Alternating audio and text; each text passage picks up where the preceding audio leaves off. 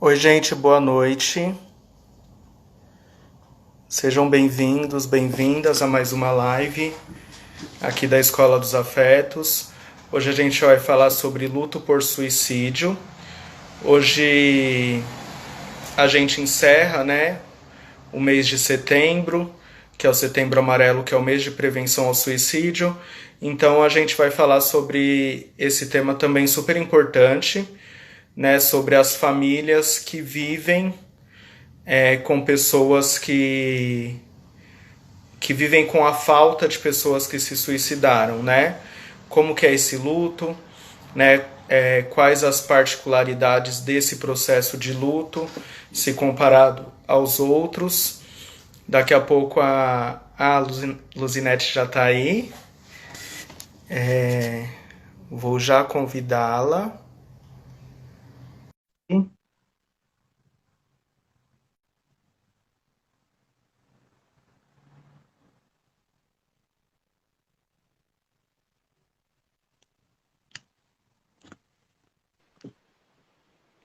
Oi, Oi, Fernando, boa noite, tudo bem? tudo? Tá me ouvindo bem? Tô ouvindo sim. Ah, que bom, Que que bom bom. que deu certo, né? É, É, Acho que deu uma se travadinha tiver aí. opção, você me fala Ah, de voltou. internet. Como é que tá? Voltou? Tá, Voltou. Tinha travado, mas voltou. Eu tava adiantando um pouco tá. aqui. Você tá me ouvindo bem? Eu tô, mas às vezes alguma interrupção. Você acha que é a sua ou é a minha internet? Eu não sei.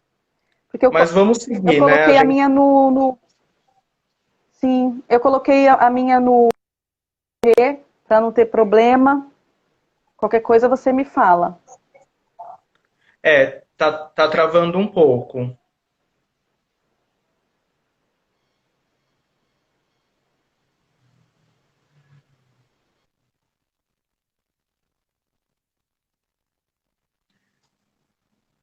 Marley, boa noite, bem-vinda. Psicóloga Vanessa Chagas, boa noite, bem-vinda. Agora travou de vez. Agora voltou, tinha travado mesmo. Agora voltou? Ficou Voltou. melhor? Tá. Aham, Tá. Vou deixar ela só no legal. 4G, que eu acho que fica melhor, né? Aham. Oi, Tá bom. Tainá. Boa noite mais uma vez, bem-vinda. É, Bom, Luzinete, eu queria super agradecer você, né, por ter topado fazer essa conversa aqui comigo, né? No dia que eu assisti a sua palestra lá na Clínica Celebrar, foi bem bacana, né? Eu aprendi bastante, achei super interessante a forma como você explicou, né, sua didática. Aí, quando eu pensei nessa sequência de lives aqui do Setembro Amarelo, eu pensei Aham. que você seria uma das pessoas aí que poderia contribuir com a gente. Então, super te agradeço por estar aqui nessa live. Eu que agradeço, Fernando. Eu que agradeço pelo convite. Para mim é sempre uma honra.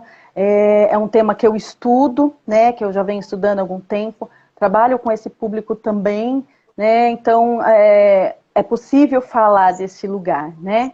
E assim, Uhum, a palestra em si eu gosto, né? Eu gosto muito desse contato de estar falando, de estar trazendo. Então, quando a gente tem essa oportunidade, né?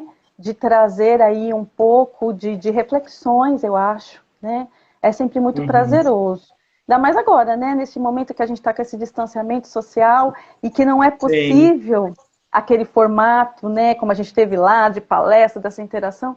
Então, essa oportunidade que você abre aí no seu canal, de estar sempre trazendo algum tema importante, eu acho que é super rico e válido, né? Eu que agradeço pela uhum. oportunidade, com certeza. Legal. Jess, bem-vinda. Denise, bem-vinda. Denise, te vi lá no Fantástico no domingo, achei super bacana. A Denise deu uma entrevista lá. A Denise é uma das diretoras do Instituto do Casal.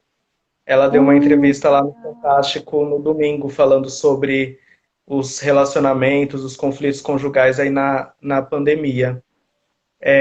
Ah, que legal. Lopes Psique, bem-vinda também. Dedê, meu amigo, É, bem-vindo. a Lopes Siqueiras, eu acho que é a Edilene, é uma colega minha, psi também, muito legal, me falou que ela estaria aqui hoje. Ah, Eu que falei, legal, bacana. vamos lá, que é bom, né, a gente ter esses reencontros, que seja dessa Sim, forma virtual, é muito bom.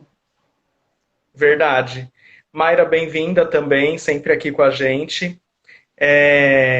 Mayra também é psicóloga. É o seguinte, eu queria começar, né, essa conversa. Você que tem trabalhado aí bastante com esse tema, eu queria saber da sua experiência e até o que a literatura aponta, é, por que que que nós, enquanto sociedade, né, da sociedade aí ocidental, por que que a gente tem tanta dificuldade em falar sobre morte, sobre suicídio? Eu lembro que quando eu vi a sua palestra, você trouxe um levantamento histórico, né?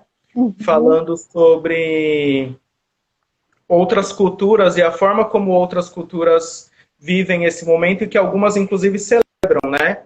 Fazem festa, né? Então, E, por que que nós, brasileiros e brasileiras, culturalmente temos essa dificuldade, né, em lidar com a morte, em falar sobre suicídio? tá. Você sabe, Fernando, que uma das coisas que eu acredito e é uma das coisas que traz muito nos estudos, eu faço parte de alguns estudos com a Karina, né, Okajima Uhum. Fukumitsu. E ela traz muito, né, o quanto que falta para nós, principalmente para a nossa cultura ocidental, uma cultura que inclua uma educação para a morte, né? E isso não significa fazer apologia da morte, não é isso, tá? Mas é uma cultura que inclua para nós, né, essa educação de entender que as nossas relações humanas, ela é feita de interrupções. Nós vivemos Aham. de forma cíclica, né, por fases, né? Então, de uma certa forma, vamos colocar assim, né, nós estamos em contato a todo tempo com a morte. A morte é presente. A morte está presente, né, no viver, na nossa vida. Não tem como nós excluirmos. E nós temos uma cultura que não permite essa inclusão, né? Vamos Uhum. pensar, né? Eu já vi, às vezes, famílias, né, e pessoas que, muitas vezes, quando você vai falar, quando eu morrer, bate na madeira, pelo amor de Deus, não fala disso aqui, não é? Às vezes Sim. tem família Aham. que traz, né, essa cultura que é o não dito, o não falar da morte. E nós temos Uhum. perdas nas nossas relações que são necessárias. Essas fases da vida, né? Ela nos convida a olhar para essas perdas muitas vezes necessárias, né? Perdas, Uhum. às vezes da profissão, quando você entra na aposentadoria, né? Perda Sim. de um trabalho, isso também é uma perda, é uma morte de uma fase às vezes que finda, de um relacionamento. Então, a convivência humana, as relações humanas, elas se fazem, né, dessa forma de relações ininterruptas. Há Uhum. fragmentos, há interrupções. E quanto Sim. mais a gente lida com essas perdas, que são perdas necessárias em alguns casos, o luto, a elaboração desse luto, ele se torna de forma, vamos colocar assim, né, mais suportável, eu diria. Aham. Você entende? Interessante, sim. Interessante isso que você está falando, né? Porque eu atendo casal no consultório e a gente vê o divórcio foi legalizado no Brasil na década de 70. Uhum. E mesmo praticamente 50 anos depois da legalização do divórcio, o divórcio também ainda é um tabu. E quando você estava falando dessa questão das interrupções, eu fiquei pensando nisso, né? O quanto que a Uhum. gente tem dificuldade de entender que em determinados momentos, de fato, acabou, a relação acabou, Isso. ou para aquela pessoa acabou, né? O quanto que a gente vê, né, as pessoas, às vezes, quando tem um familiar que está em coma, que já não responde a Uhum, nenhum estímulo, né, que está ali mesmo ligado nos aparelhos e as pessoas têm muita dificuldade certeza. desse processo de Uhum. liberar mesmo essa pessoa, né? E de entender, né, Fernando, que às vezes é necessário uma separação, né? É Sim. necessário esse distanciamento. Em Uhum. alguns casos, igual quando a gente está falando da morte, né? Da morte de uma pessoa, né? Tem essa questão que não dá para substituir, é insubstituível. Né? Sim. O luto por morte é diferente do luto, dessa elaboração do luto que por outros fatores da vida, né? Por outras interrupções, por outros afastamentos. Alguns Sim. afastamentos, né, não são abandonos, né? É um afastamento, é um distanciamento, não é um abandono.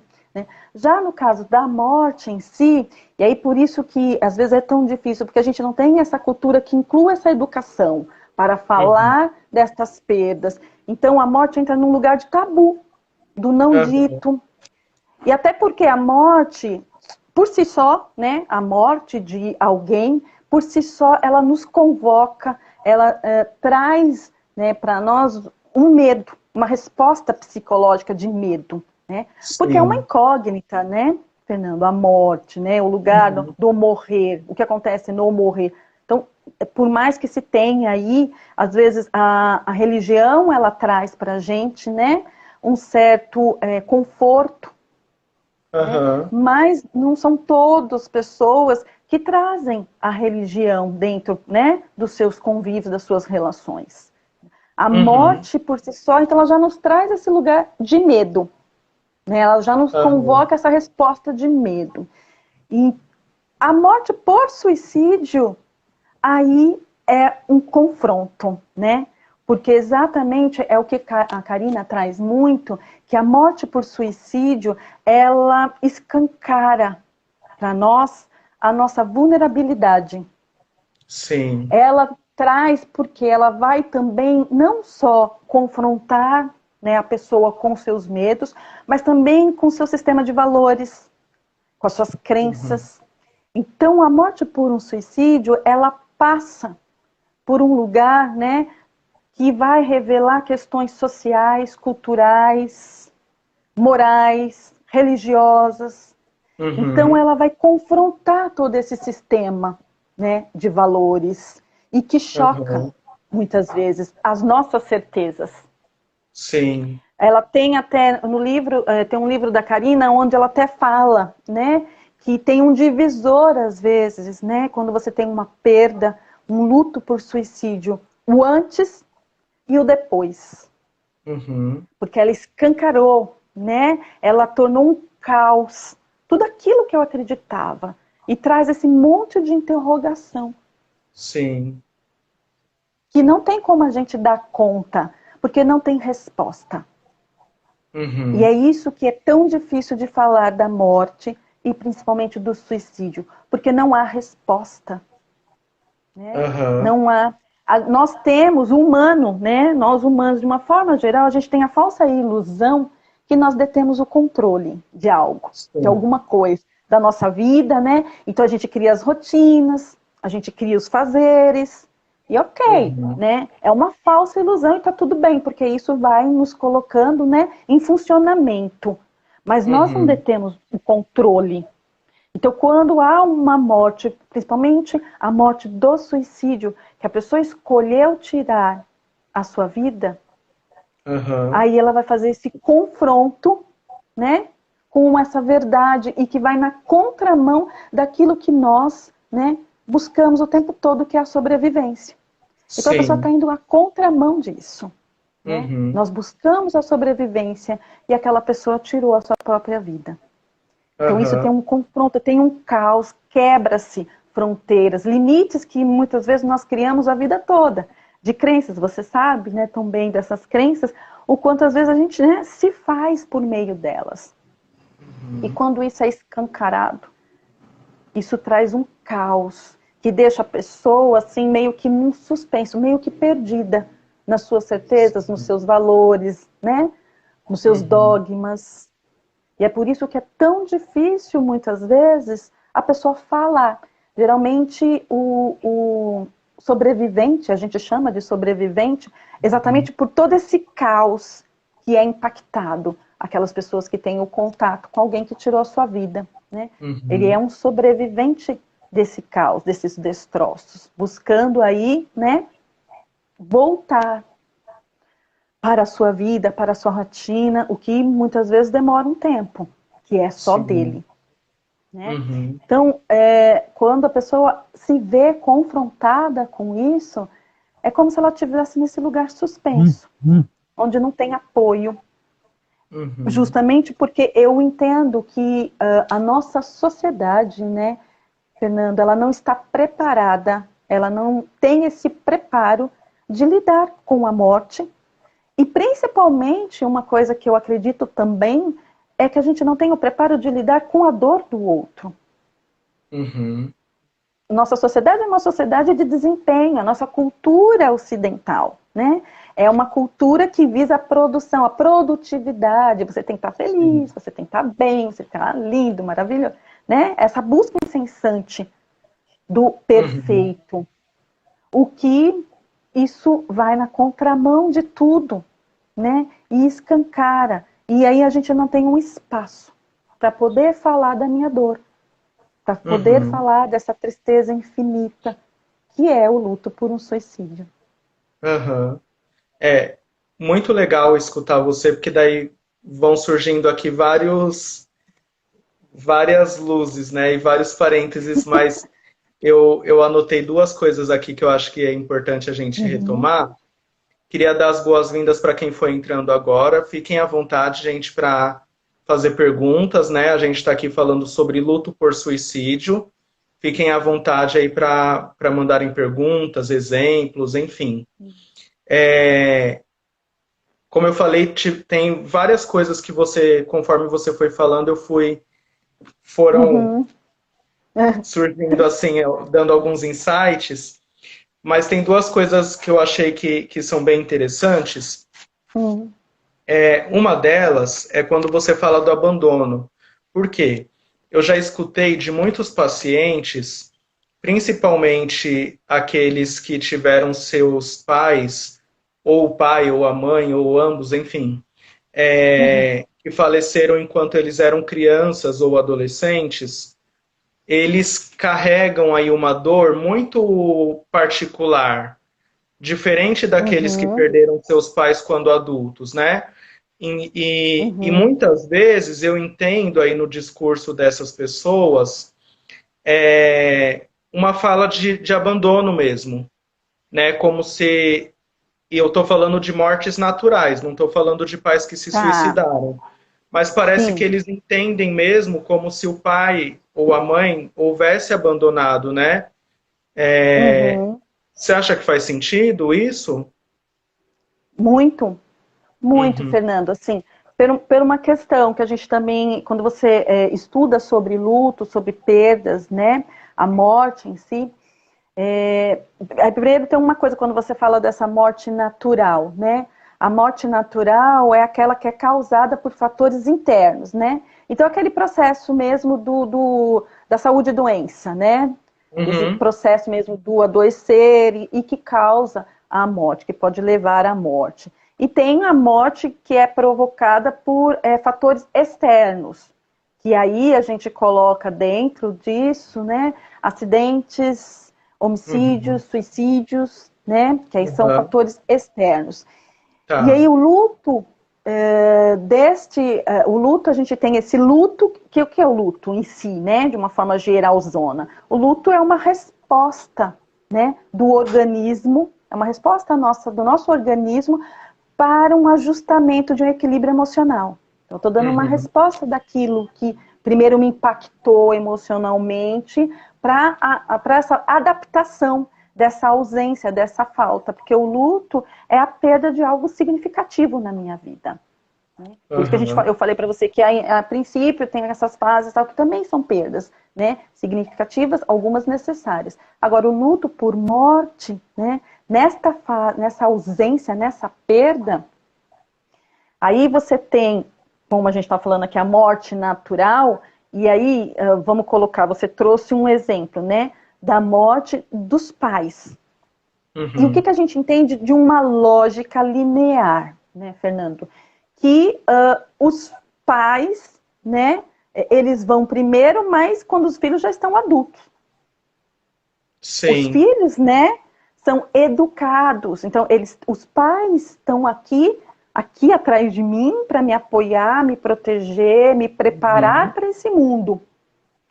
Então, quando houve, né, uma morte que seja natural ou por fatores externos, né, desses pais, se for uma morte por um acidente, que aí é um luto trágico que a gente coloca, né, uma morte trágica dentro de um luto que é mais complicado ainda, e se é com uma criança, né, esse enlutado, ele sofre um luto bem complicado, porque quebrou essa lógica.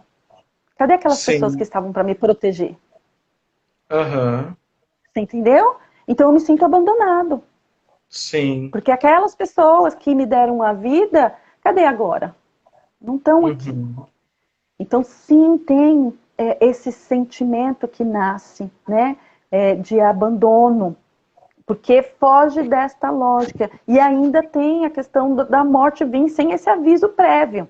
Quando você está, né, o adulto, ele já viveu, ele já teve memórias, né, com esses pais, tal. Dependendo, né, do momento, né, que houve essa interrupção, né, na relação, os pais estavam passando por o pai ou a mãe estava passando por um processo de adoecimento. Então, você vai fazendo essa elaboração do luto nesse decorrer. Uhum. Mas quando é criança, isso quebra, né? Há uma interrupção muito brusca, sem aviso Sim. prévio, e que foge a toda essa lógica que a gente está Uhum. falando aqui.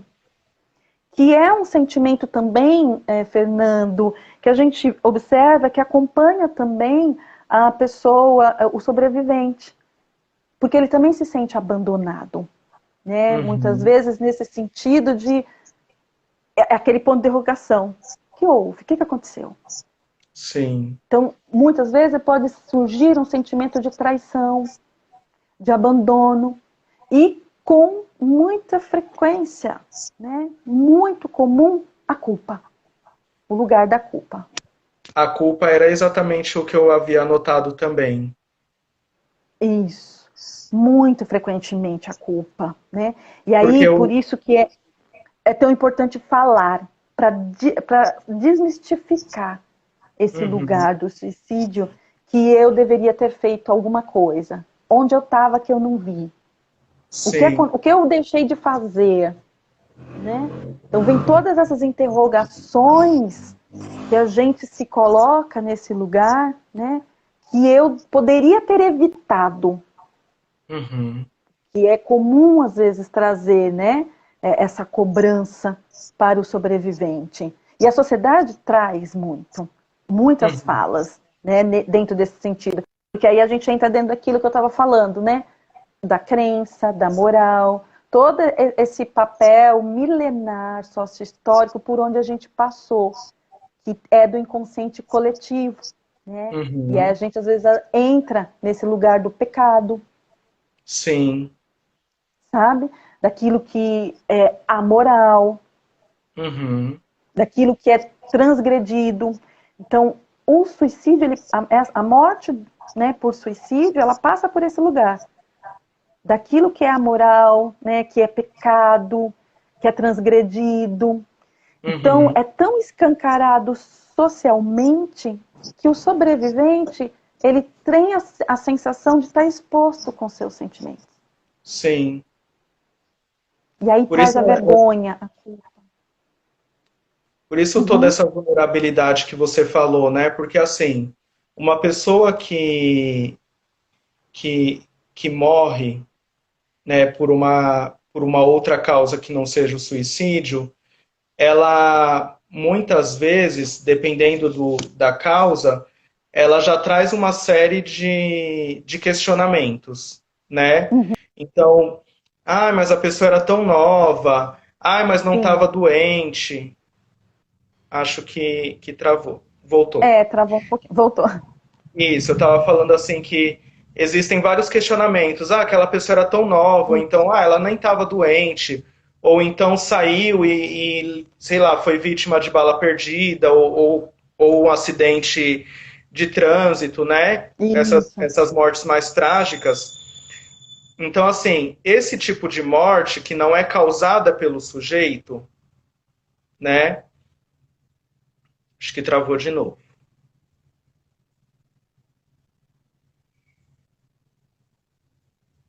Oi, tinha Voltou. travado de novo. Voltou?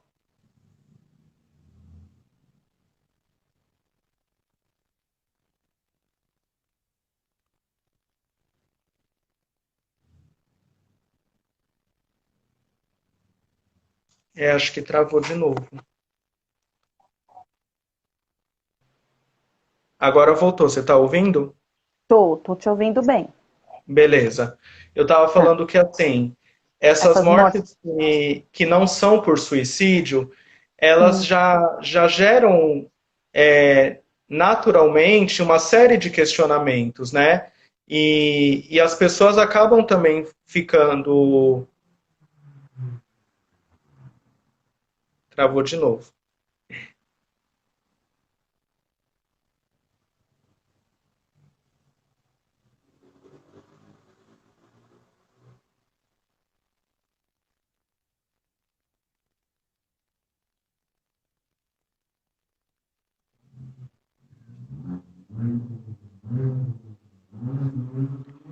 Acho que teve algum problema aí. Já já ela volta, gente. Daí a gente continua. Mayra, assim que ela voltar, eu faço sua pergunta, tá? Para quem foi entrando depois, fiquem à vontade aí para mandar perguntas, né, sobre esse tema. Tô adorando essa conversa com a Luzinete. Beleza, vou te chamar de novo. Espera aí, vamos ver.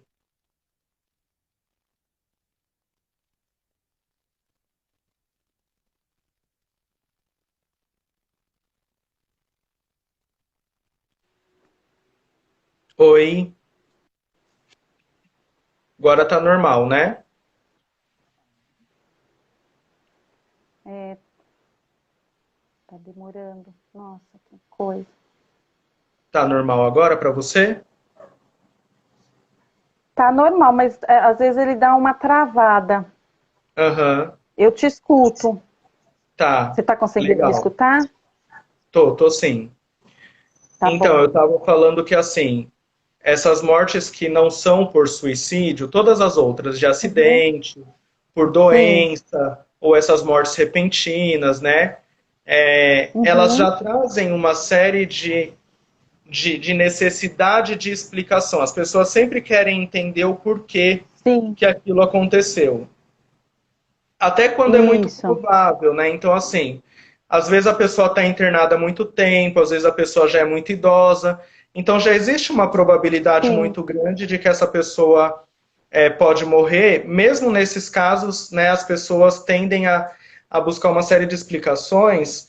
E acho que no suicídio tudo isso é muito potencializado, né? E, Porque daí eu acho que sim. E é, entra naquilo que você estava falando, de quando você falou da questão dos pais que morrem quando as crianças são novas, né? Que inverte essa lógica linear. isso. O suicídio também inverte uma lógica linear, porque, em teoria, não são as pessoas que podem interromper a própria vida, né? Em teoria, a pessoa não tem esse direito. Isso. Exato.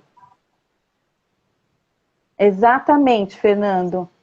Uhum, É exatamente isso que acontece. Em teoria, né, nós não temos esse direito de tirar a própria vida.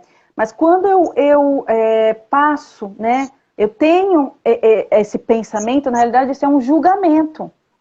sim.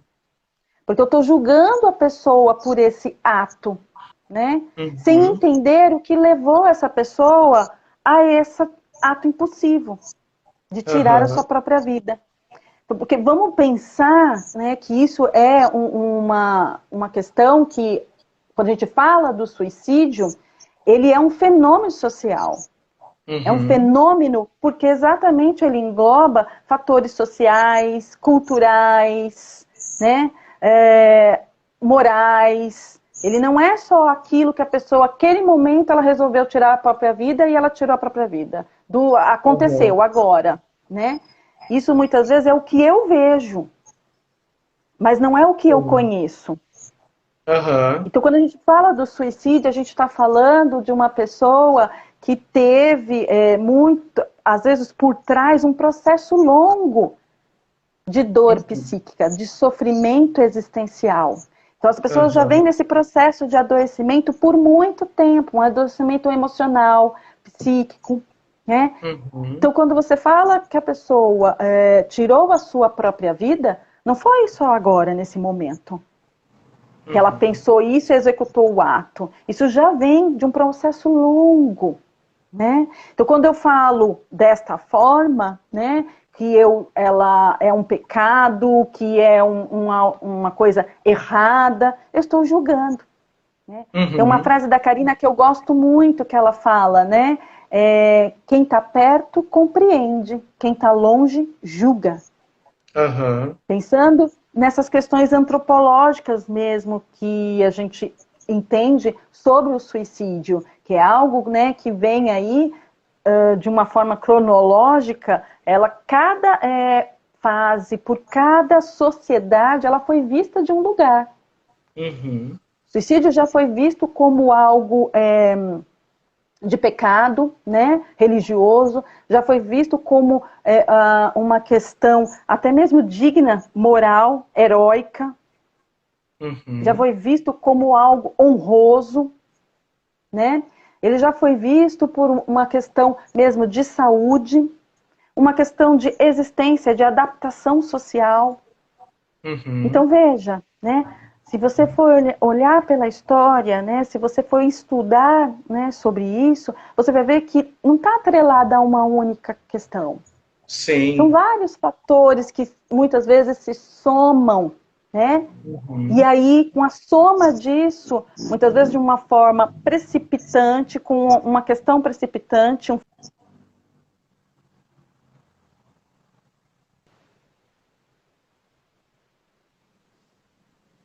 entende? A Mayra tinha perguntado, pedido para você falar um pouco sobre pós-venção. Aí eu queria que você primeiro explicasse, né, o que é pós-venção do suicídio e também falasse um pouco, né, sobre como que as pessoas podem lidar aí nesta etapa. Tá. Então, quando a gente está falando da pós-venção, nós estamos falando exatamente dos sobreviventes, né? Dos enlutados por suicídio, que são sobreviventes, né? Esta é a pós-venção. E que deve ser acolhida, né, desta forma, né, o acolher esse sofrimento existencial por conta desse impacto que as pessoas sofrem, né, com o ato do suicídio, com a morte do suicídio. Né? Então, a pós-venção, ela é feita nesse acolhimento e o luto por si só, como eu te falei, que é uma resposta do nosso organismo, e para que haja a elaboração, que seria essa adaptação com a falta, com essa ausência, né? Para que haja essa adaptação, é preciso haver a fala. E aí a gente volta naquela primeira questão que a gente levantou, né? Porque essa dificuldade que nós temos de falar da morte, né? Principalmente do suicídio. Então veja, Fernando, o quanto esse processo da pós-venção, né? Do luto por suicídio, ele demanda, né? Principalmente dos profissionais, uma certa especificidade para entender desse lugar da pessoa que está totalmente tomada por um caos. E ela precisa falar. E o que muitas vezes, né, o luto por suicídio leva a pessoa a fazer ao contrário, a se calar. Por quê? Porque aí entra aquilo que a gente estava falando, né? Desse lugar da vergonha, né? De eu ser julgada. Porque assim como, né, a pessoa que tirou a própria vida ou que teve uma tentativa de suicídio, ela também é julgada, ela também é vista nesse lugar, né, tão preconceituoso, muitas vezes discriminatório. O sobrevivente por suicídio é muito mais, Uhum. porque os sentimentos dele estão expostos. E muitas vezes ele não tem nem esse espaço, nem esse lugar onde eu possa falar da minha dor, onde eu possa Sim. ser acolhido por essa dor. Então, muitas vezes ele Uhum. se cala, até porque, né, pensando naquilo que a gente falou, de um processo, né, de um adoecimento psíquico de longo prazo e que leva, muitas vezes, a pessoa a tirar a sua própria vida, o sobrevivente que convivia com todo esse processo, com toda essa dor, né, ele vivia essas interrupções, esses fragmentos na relação. Uhum. E quando há, né, o suicídio, a memória que fica, às vezes, é essa memória da dor, do ato, da tragédia. Uhum. E é isso que, muitas vezes, ele fica preso, cristalizado na tragédia, no ato. Né? Uhum. E quando a gente vai trabalhar na pós-venção, que é a elaboração desse luto complicado, é preciso autorizar, né, a pessoa a falar da sua dor. Uhum. Autorizar ela, né, a trazer essas memórias. E não só as memórias da dor, mas também as memórias das alegrias, das outras questões que envolver esse convívio com a pessoa. Uhum. É através, né, dessas memórias, né, que nós vamos narrando, que a gente vai ter nesse discurso narrativo, né, de trazer essas recordações, é que a gente vai elaborando esse luto. Mas se eu tenho um Uhum. lugar, ou eu tenho uma sociedade que não me permite falar, e eu me calo,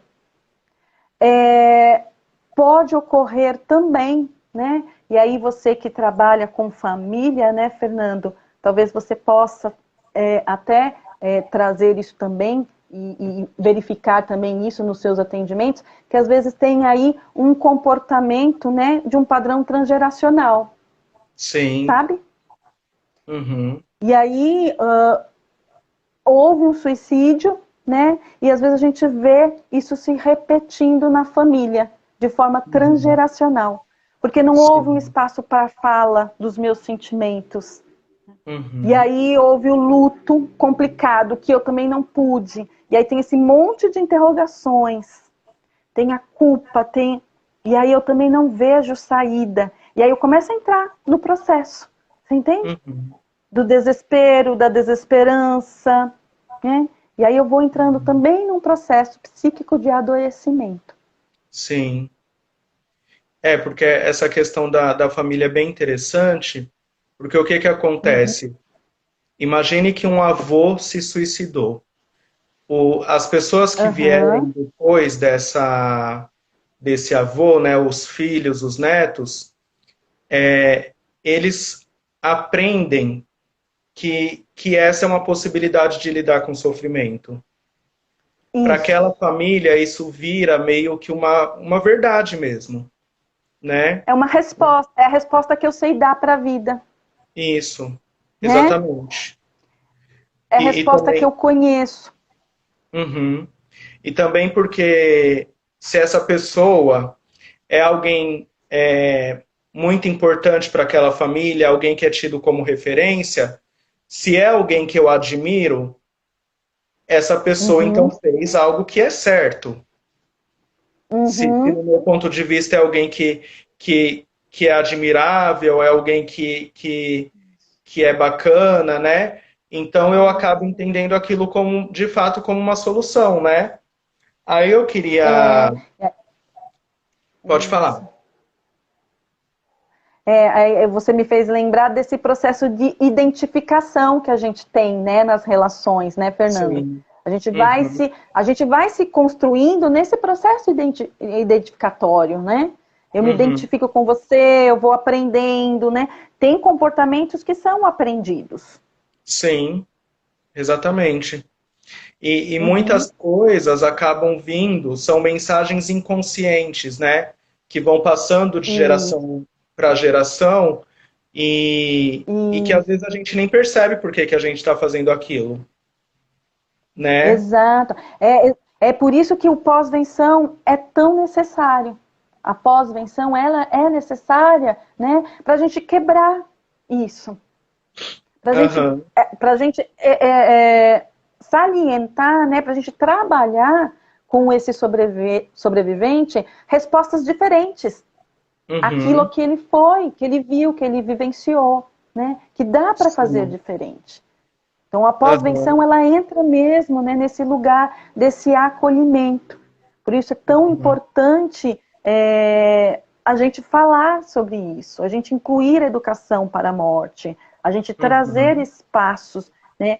E a pós-venção, ela acontece mesmo, ou a elaboração de um processo de luto para do suicídio, né, de morte do suicídio, ele acontece em rede de apoio.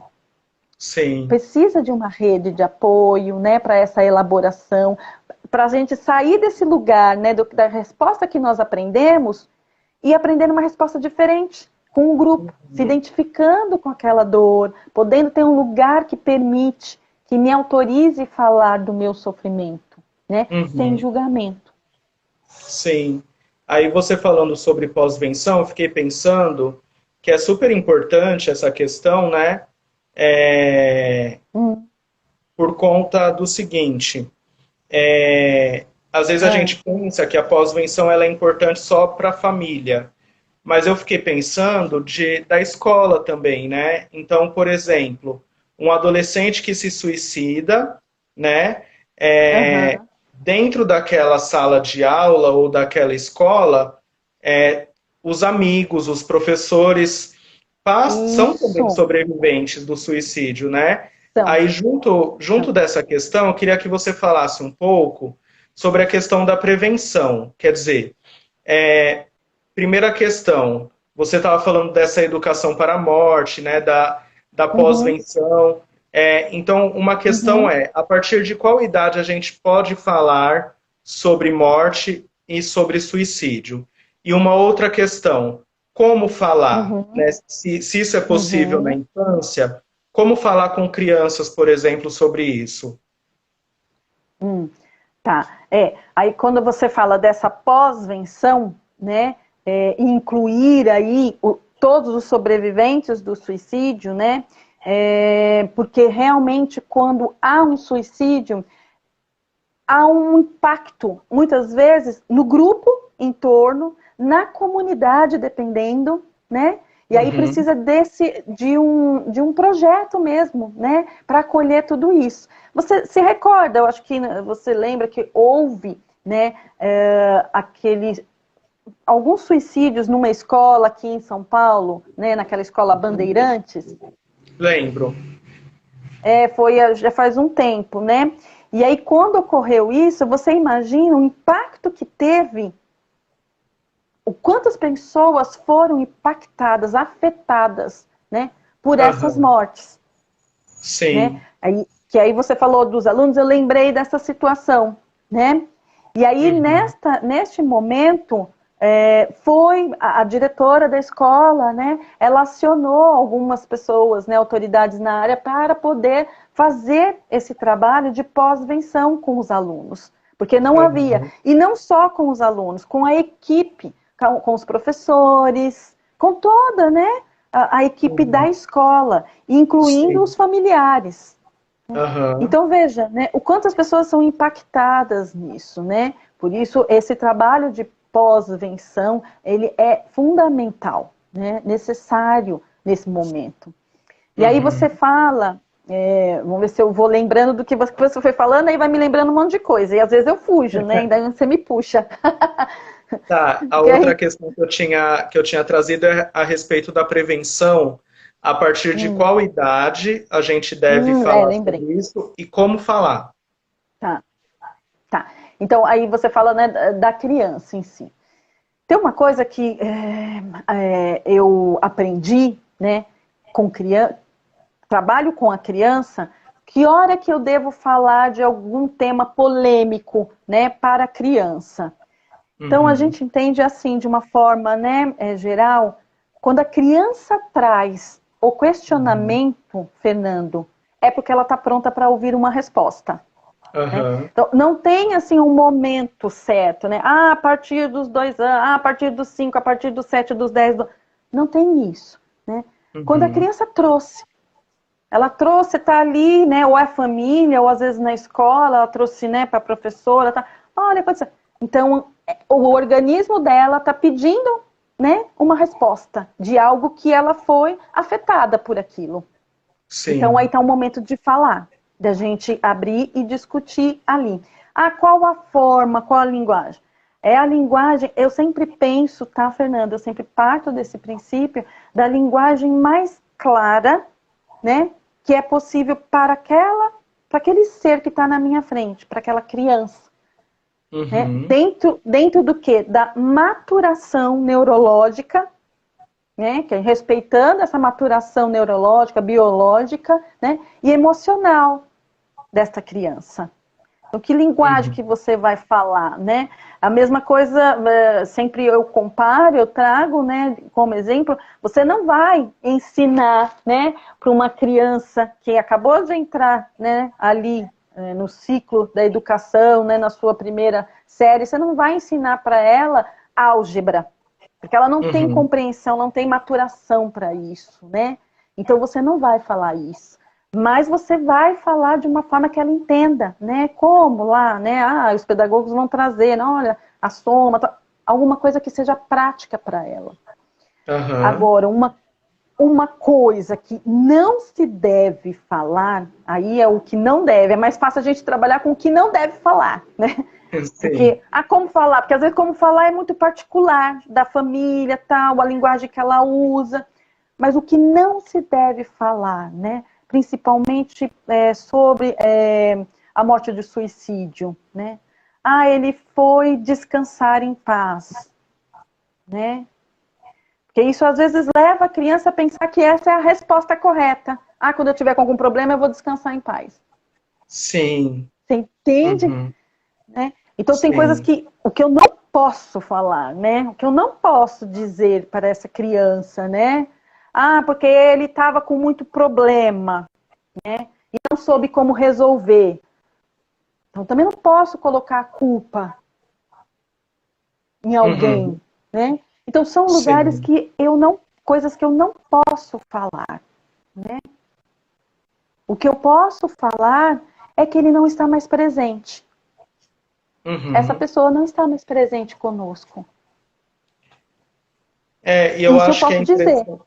Sim, é interessante isso que você fala, porque assim, às vezes, como a gente estava falando, né, de que a Uhum. gente necessita desse monte de explicações e desse monte de respostas, e às vezes a gente quer dar também para as crianças essas respostas, quando na verdade não tem.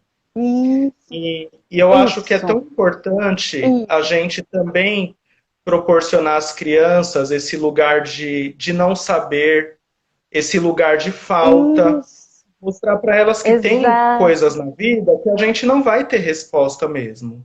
Você não vai ter resposta. E aí você vai trabalhando, e aí é junto, é o estar com você, né? Eu vou trabalhando também com você, eu também estou, né? Eu também sinto falta, eu também estou sofrendo. A gente vai trabalhando esse estar Sim. com. E esse lugar da ausência, né? Colocando aquelas memórias que eu te falei, as memórias boas. Aquilo que eu tenho, Uhum. o que eu construí com aquela pessoa de bom, né? Aí eu vou trazendo essas memórias boas para manter vivo essa pessoa dentro de mim. Não, Aham. ele não está mais presente, ele não está mais aqui, mas ele se faz Sim. presente dentro da gente, né? Aham. Que é esse Sim. lugar que você está falando, né?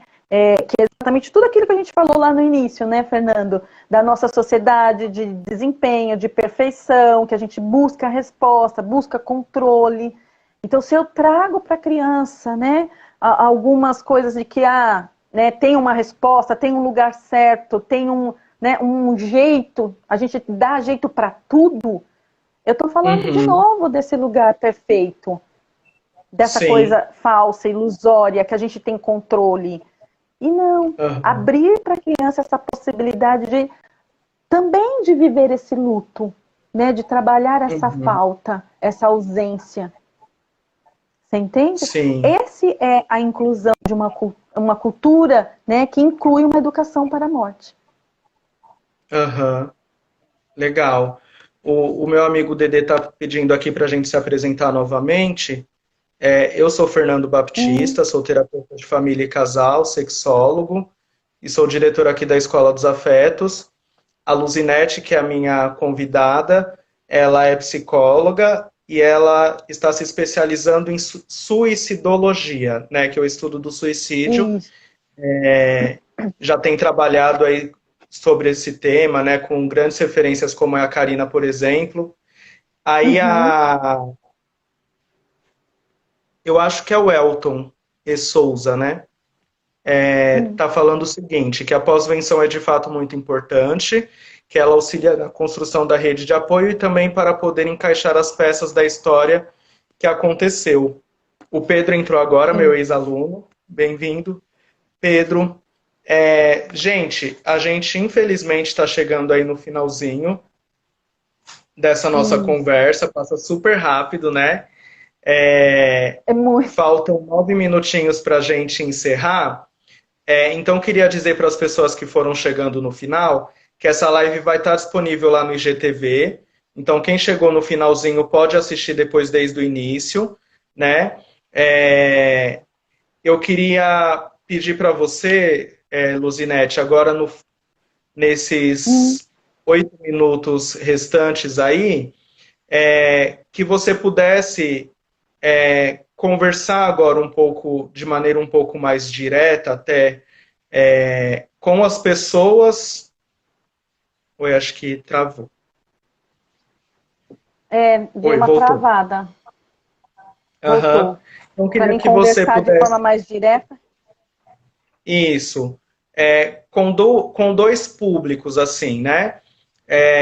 Primeiro, com Ah, aquelas pessoas que estão aí com desejo de se suicidar, que estão enxergando no, que estão enxergando no suicídio uma possibilidade, né, ou uma forma de lidar com o sofrimento. nossa, travou, Fernando. Não te Travou. escutei. Tá. Eu. Travou. Agora você está me escutando? Eu escutei que você falou para eu falar de uma forma mais direta, né, com esse público que está passando por esse sofrimento psíquico, né? Isso.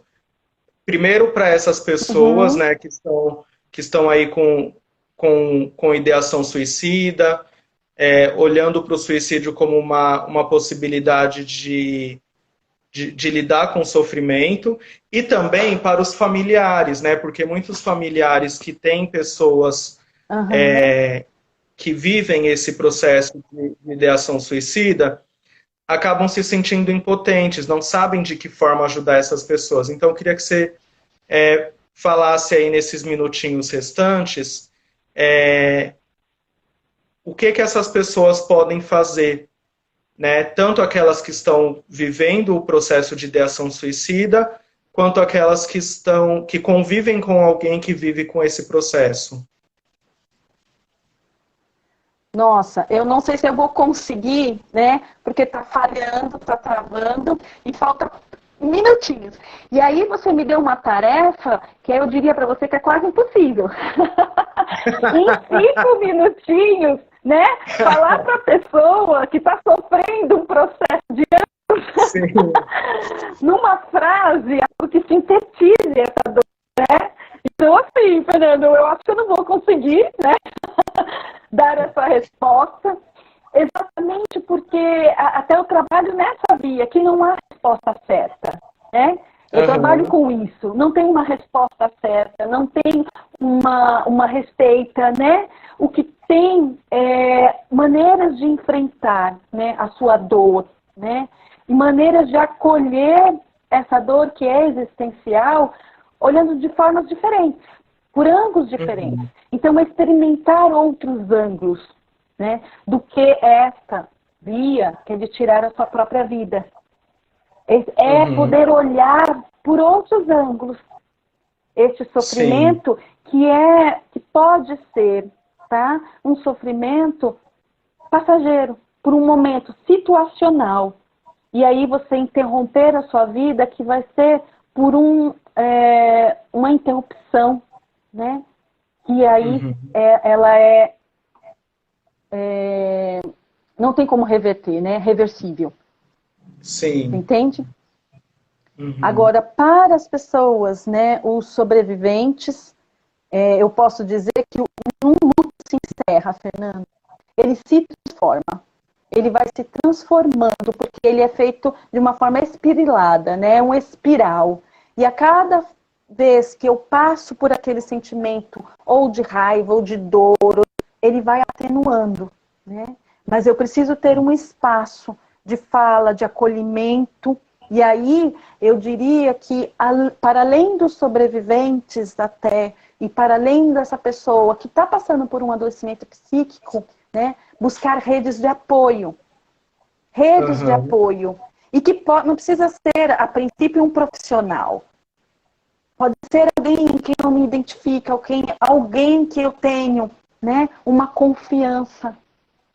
E essa pessoa possa me dar esse lugar de escuta, de acolhimento. E não precisa ir para essas pessoas, né, que nos escutam.